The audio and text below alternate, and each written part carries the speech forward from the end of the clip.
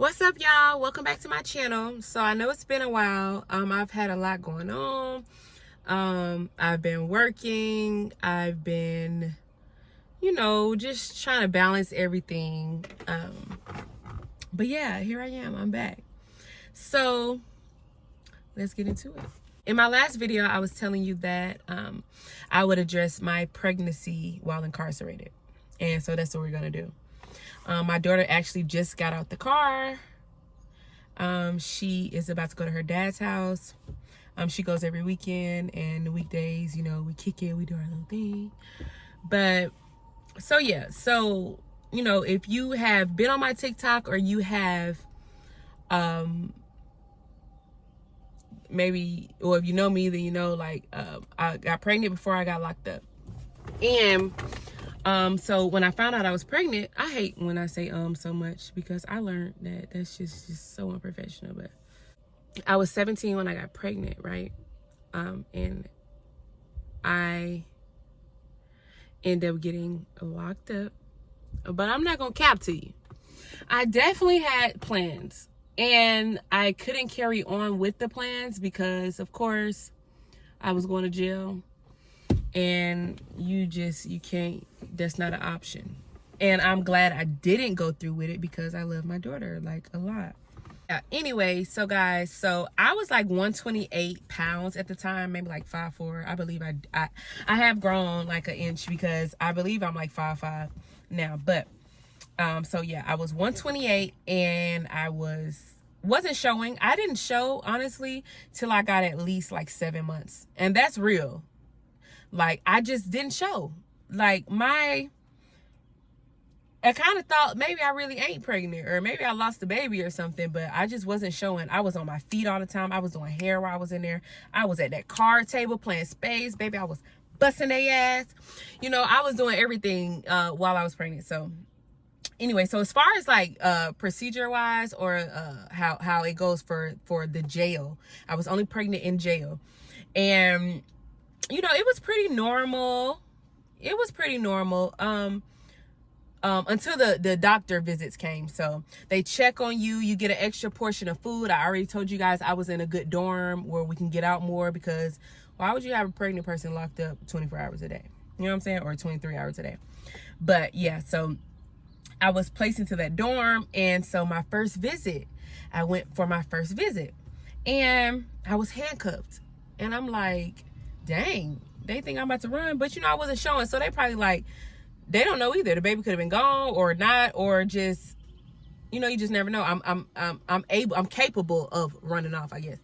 So they gave me the shackles, and they also gave me the shackles on my leg that was connected to, the shackles on my hands were connected to the shackles on my waist. So, you ride in the back of the police car still. You get to the hospital, you go to the backside, and this isn't good.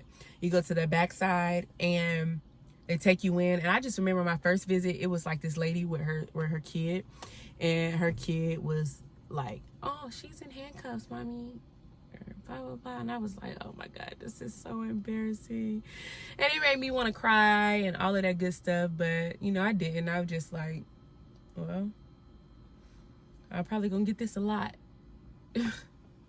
So I went in there, they, checked my weight, my vitals, did an ultrasound for me, gave me my ultrasound pictures. I was able to keep all of my little bracelets of my baby.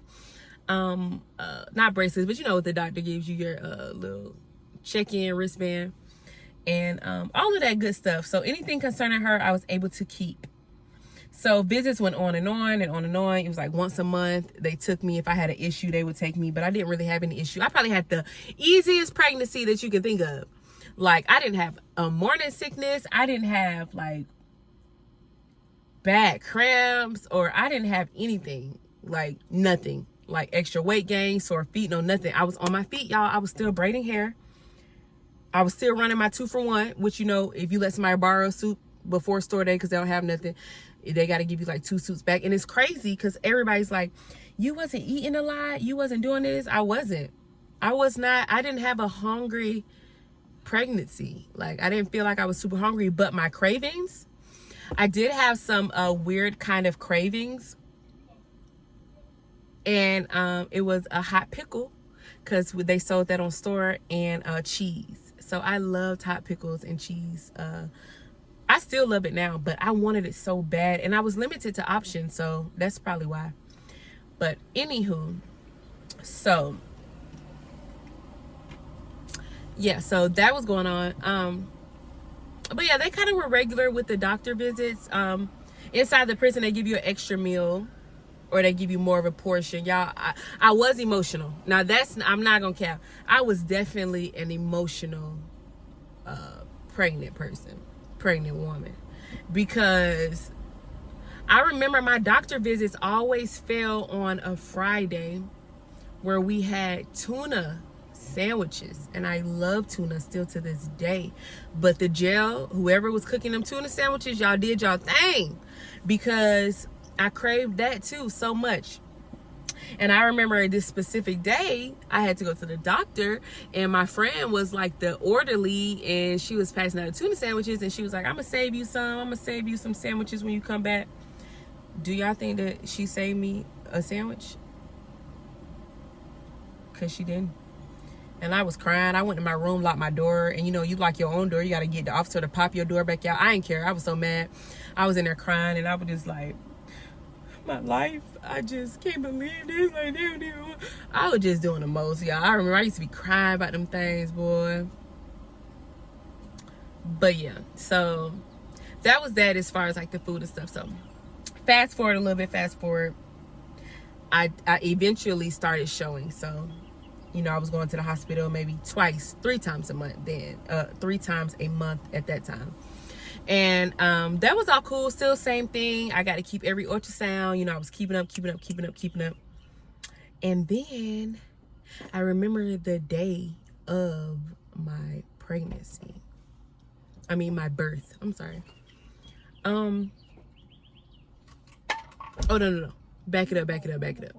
So while I was incarcerated, I remember it was like February 13th. Yeah, it was February 13th.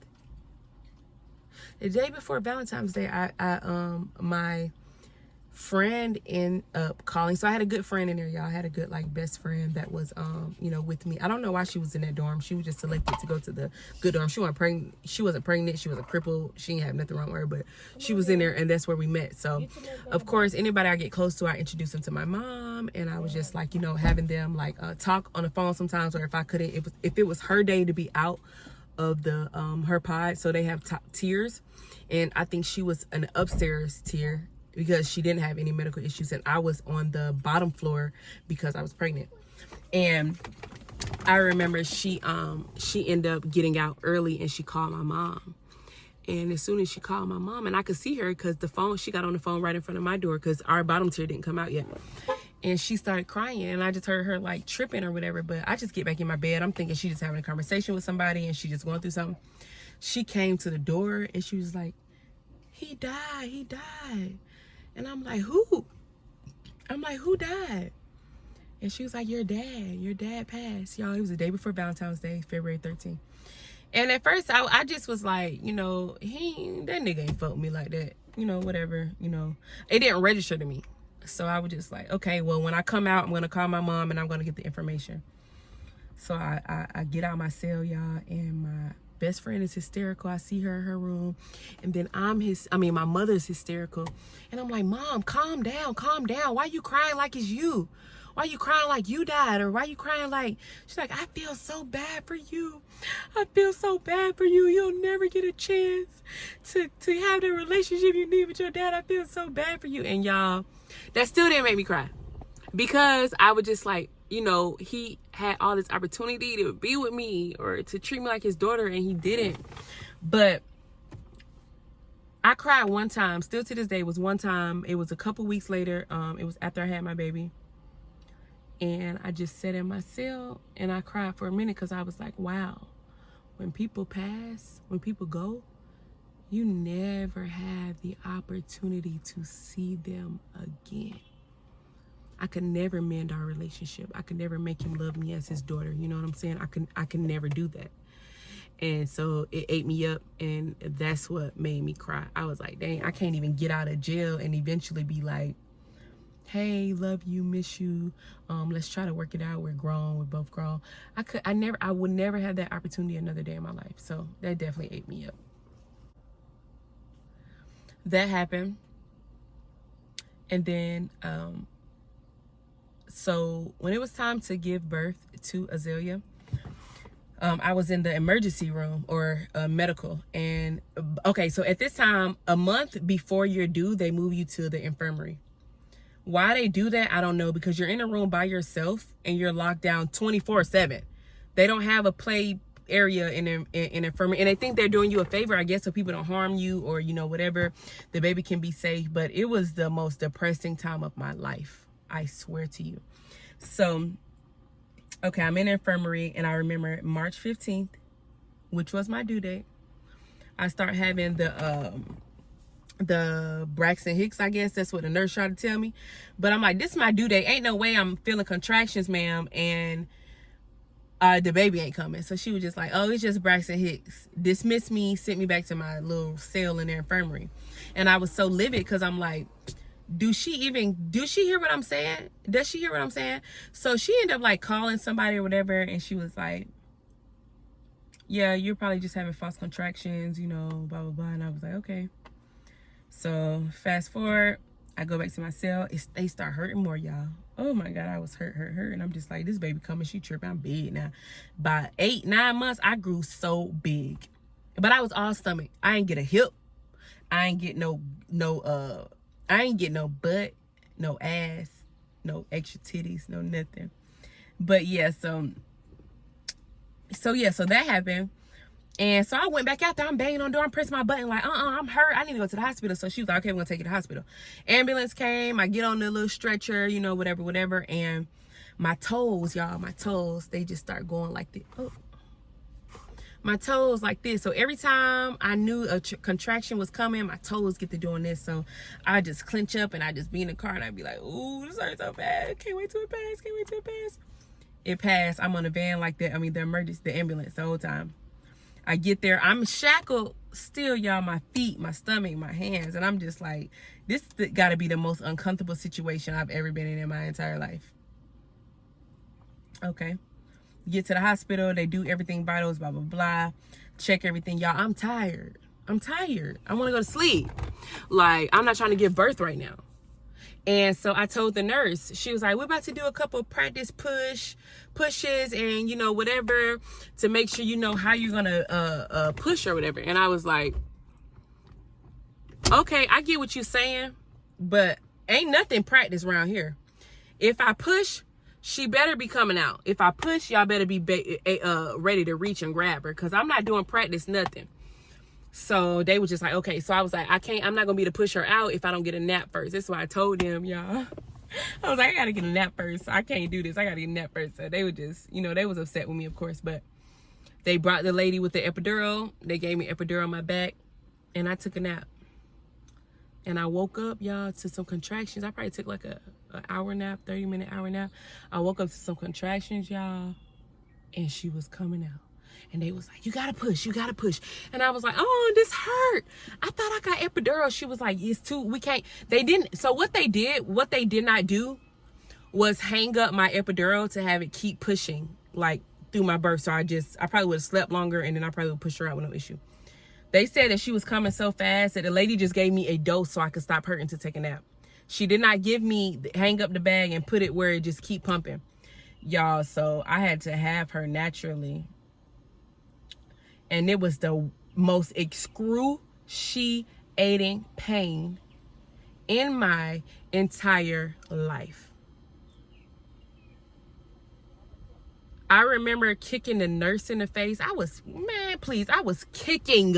Okay, I was kicking the fuck out of them people. I was kicking the shit out of them nurses. Police officer probably was looking at me like, oh my goodness, this embarrassing. I don't care. I told that lady to put her back in. I was like, put her back. She's like, we can't do that. Like she felt like I was slow. Like, duh, I know you can't do it, but I'm telling you, if you can, please do, because I'm okay with that. And I keep her, she could just live in there. But 3 pushes, y'all. It took me 3 pushes to get my baby out. I was pushing for the life and death of me, or death of me. I wanted her out so bad, so she came out. I did not want to hold her immediately because I never been through this. I was emotional. I'm facing so much time, y'all. I was just hurt. I was just out of my mind. And so they brought her back though, cleaned her up, whatever, brought her back. And I think I had her like at 6:30 p.m. And I got her. I was holding her around like maybe 8 or 9.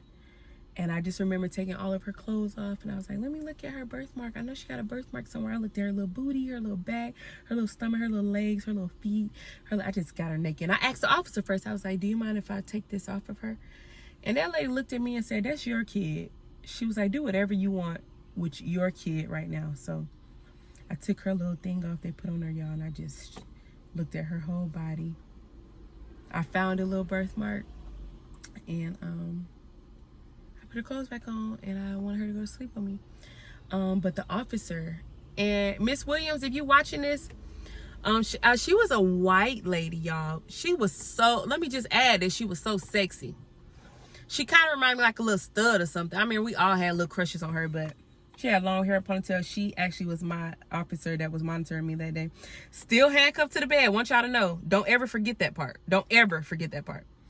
So still handcuffed to the bed, and she asked me, she was like, can I hold her? Do you mind if I hold her for a minute? And I was like, no, sure. And I watched this officer hold my baby, rock my baby. And I was like, it's really some good people out here. Not only is she not black, the white people act funny sometimes. And then she's an officer. I'm a criminal. I'm an inmate right now. So to want to do that kind of made me feel like, I kind of felt like she was a lesbian or gay. So maybe she couldn't have kids, but I was adopting all that shit or whatever. But maybe she felt bad for me, or maybe she was going through her own thing. But I fell asleep while she was doing that. But I fell asleep with, my heart was so warm.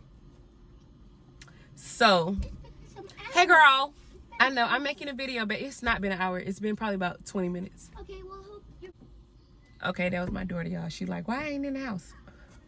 I'm finna take her to her dad's house in a minute, but so yeah, so that happened. So you're supposed to, a lot of people, the myth was that you could stay with your child for like 2 days once you have them. My baby, they took my baby from me the next morning. I woke up, I want to say it was like, it wasn't a 24 hours, and I wish I could have sued them or something because my heart was broke, but luckily, they didn't even let me see my mom grab my baby, nothing. They still handcuffed. They were just like, they're about to come back and escort you to the prison. And your mom and your stepdad is on the way with her. So the nurse was on the phone with my mom. I couldn't talk, of course, or nothing like that. But the nurse was like, I'm talking to her. She's excited. I told her how it went or whatever. And that just made me cry. And anyways, they packed me up. And they took her down the stairs. And I called my mom immediately when I got back to the jail.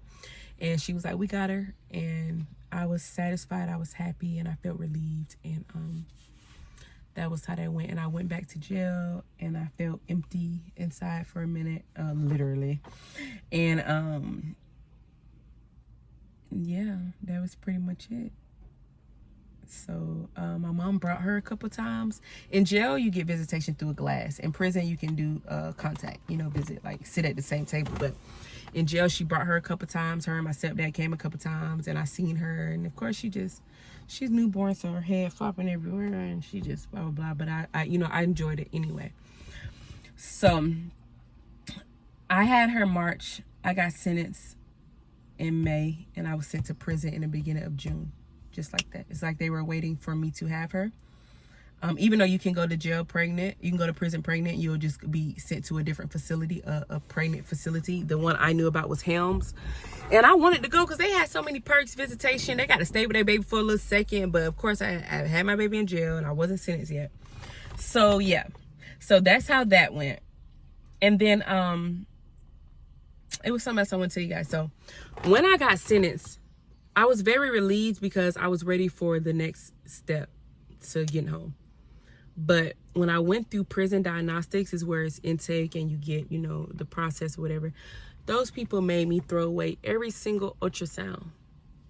every single hospital wristband, every single thing I took back that belonged to my daughter or me or my pregnancy, I have no living proof of it. So if y'all want to walk out after this video and say, that lady ain't got no baby, you could very well so say that. You know why?